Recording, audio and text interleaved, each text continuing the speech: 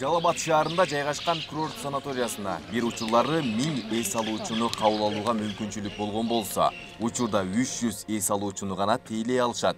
Себеби көпчүлүк имараттар эскилиги жетип кароосуз калган.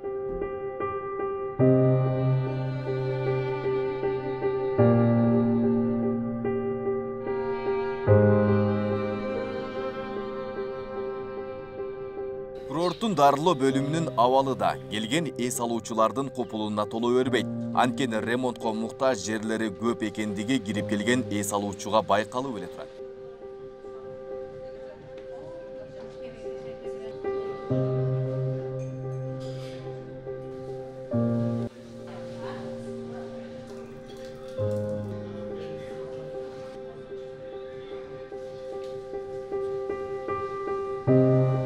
Курорттун айланасы бак-дарактар менен келген конокторго да өзгөчө көрүнүш тартуулайт.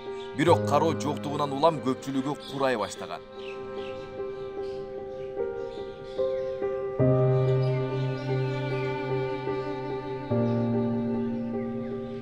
Жалал Абад курорт санаториясынын жетекчилиги алмашкан. Ал эми келген эс алуучуларга жагымдуу шарттарды түзүү үчүн толугу менен оңдоп түзөө иштери жүргүзүлөрүн жана керектүү шарттын баарын түзүүгө аракеттер көрүлө баштаганын билдирди.